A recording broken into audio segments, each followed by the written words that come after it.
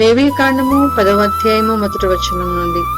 అహరోను కుమారులైన నాదాబు అబీహులు తమ తమ ధూపార్తులను తీసుకొని వాటిలో నిప్పులుంచి వాటి మీద ధూపద్రవ్యము వేసి యెహోవా తమకు ఆజ్ఞాపింపని వేరొక అగ్నిని ఆయన సన్నిధికి తేగా యెహోవా సన్నిధి నుండి అగ్ని బయలుదేరి వారిని కాల్చివేసెను.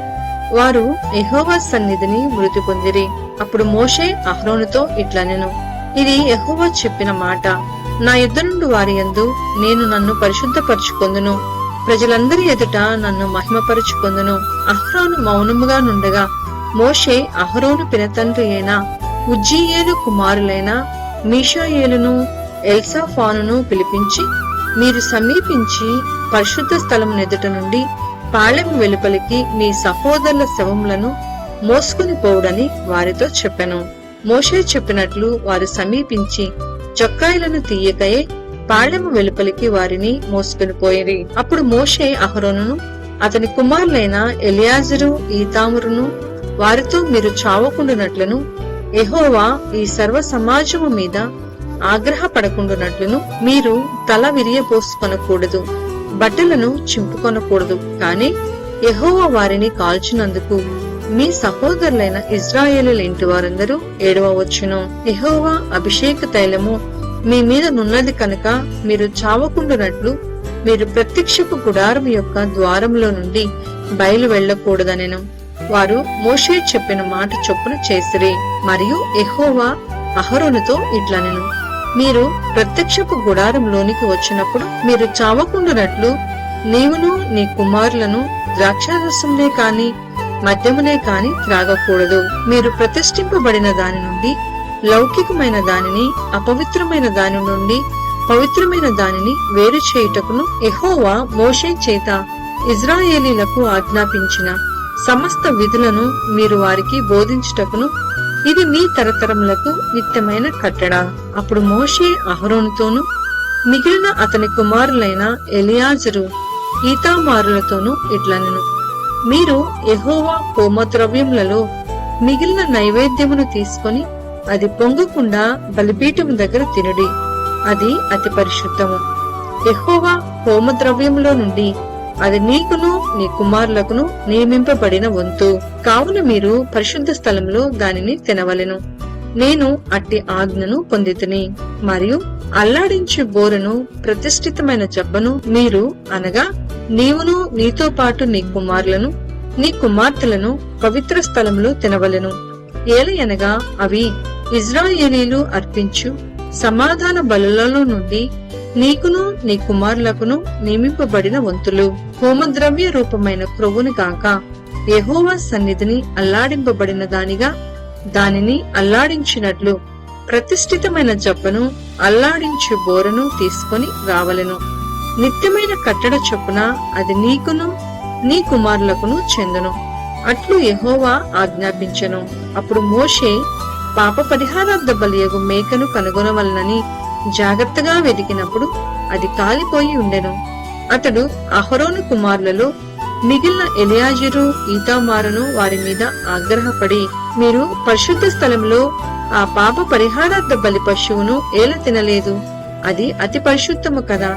సమాజం యొక్క దోష శిక్షను భరించి యెహోవా సన్నిధిని వారి నిమిత్తము ప్రాయశ్చిత్తము చేయుటకై ఆయన దానిని మీకిచ్చెను కదా. ఇదిగో దాని రక్తమును పరిశుద్ధ స్థలములోనికి తేవలను కదా.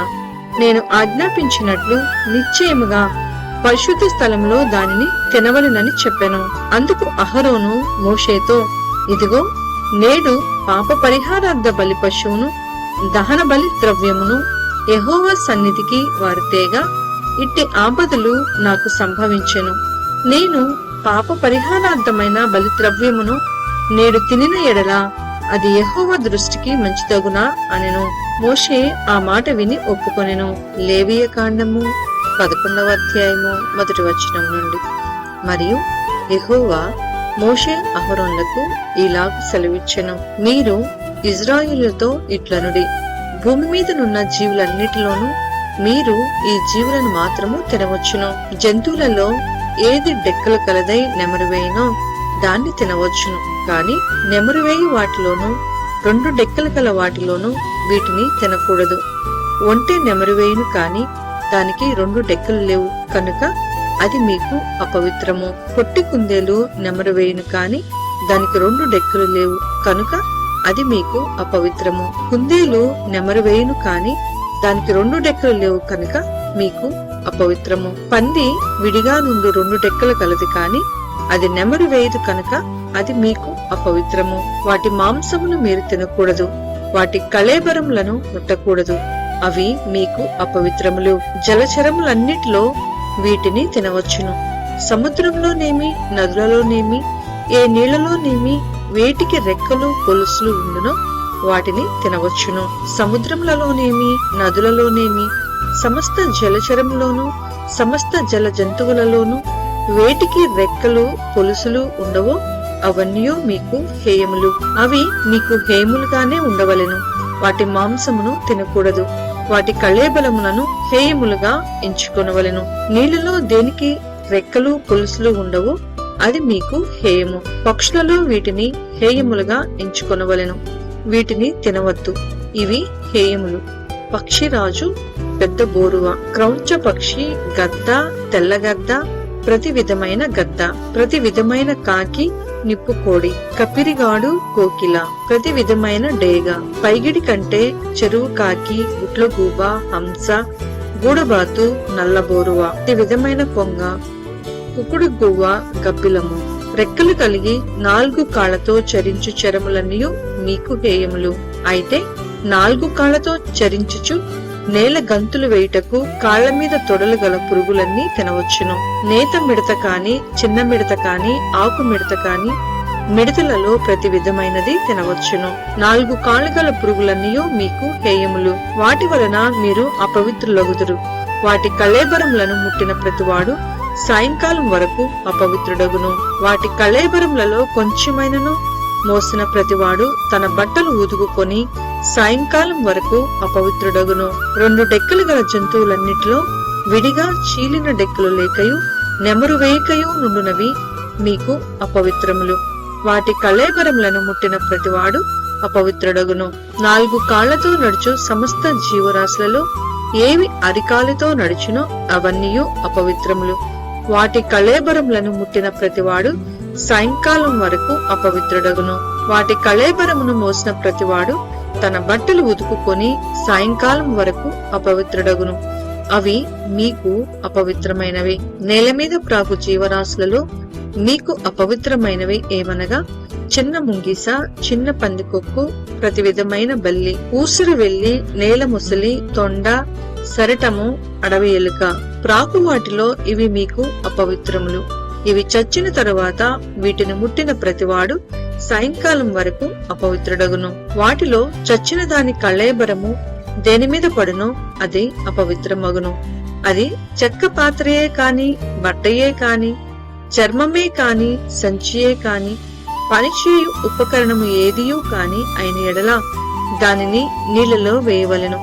అది సాయంకాలం వరకు అపవిత్రమై ఉండును. తరువాత అది పవిత్రమగును. వీటిలో ఏదైనను మంటి పాత్రలో పడిన ఎడల దానిలోనిదంతయు అపవిత్రమగును. మీరు దానిని పగులు కొట్టవలెను. తినదగిన ఆహారం అంతటిలో దేని మీద ఆ నీళ్లు పడునో అది అపవిత్రమగును. అట్టి పాత్రలో తాగిన ఏ పానీయమును అపవిత్రము. వాటి కళేబరములలో కొంచెము దేని మీద పడునో అది అపవిత్రమగును. అది పొయ్యి అయినను కుంపటి అయినను దాన్ని పగులు కొట్టవలెను. అవి అపవిత్రములు. అవి మీకు అపవిత్రములుగా ఉండవలెను. అయితే విస్తారమైన నీళ్లు కల ఊటలో కాని గుంటలో కాని కళేబరము పడినను ఆ నీళ్లు అపవిత్రములు కావు కాని కళేబరమునకు తగినది అపవిత్రమగును. వాటి కళేబరములలో కొంచెము విత్తుకట్టు విత్తనముల మీద పడినను అవి అపవిత్రములు కావు కాని ఆ విత్తనముల మీద నీళ్లు పోసిన తరువాత కళేబరంలో కొంచెము వాటి మీద పడిన ఎడల అవి మీకు అపవిత్రములగును. మీరు తినదగిన జంతువులలో ఏదైనాను చచ్చిన ఎడల దాని కళేబరమును ముట్టువాడు సాయంకాలం వరకు అపవిత్రుడగును. దాని కళేబరంలో ఏదైనాను తినువాడు తన బట్టలు ఉదుగుకొని సాయంకాలం వరకు అపవిత్రుడగును. దాని కళేబరమును మోయువాడు తన బట్టలు ఉదుగుకొని సాయంకాలం వరకు అపవిత్రుడగును. నేల మీద ప్రాకు జీవరాశులన్నీయు హేయములు, వాటిని తినకూడదు. నేల మీద ప్రాకు జీవరాశులన్నిట్లో కడుపుతో సంచరించు దానినైనను, 4 కాళ్లతో చరించు దానినైనను, చాలా కాళ్ళు గల దానినైనను మీరు తినకూడదు. అవి హేయములు. ప్రాకు జీవరాశులలో దేనినైనను తిని మిమ్మును మీరు హేయపరుచుకొనకూడదు. వాటి వలన అపవిత్రులగునట్లు వాటి వలన అపవిత్రత కలుగు చేసుకొనకూడదు. నేను మీ దేవుడైన యెహోవాను, నేను పరిశుద్ధుడను. కనుక మీరు పరిశుద్ధులై ఉండునట్లు మిమ్మును మీరు పరిశుద్ధపరచుకొనవలెను. నేల మీద ప్రాకు జీవరాశులలో దేని వలనను మిమ్మును మీరు అపవిత్రపరచుకొనకూడదు. నేను మీకు దేవుడనై ఉండుటకు ఐగుప్తు దేశంలో నుండి మిమ్మును రప్పించిన యెహోవాను. నేను పరిశుద్ధుడను కనుక మీరును పరిశుద్ధులు కావలెను. అపవిత్రమైన దానికిని పవిత్రమైన దానికిని తినదగిన జంతువులకును తినదగని జంతువులకును భేదము చేయనట్లు జంతువులను గూర్చియు పక్షులను గూర్చియు జలచరములైన సమస్త జీవులను గూర్చియు నేల మీద ప్రాకు సమస్త జీవులను గూర్చియు చేసిన విధి ఇదే అని చెప్పుమనెను.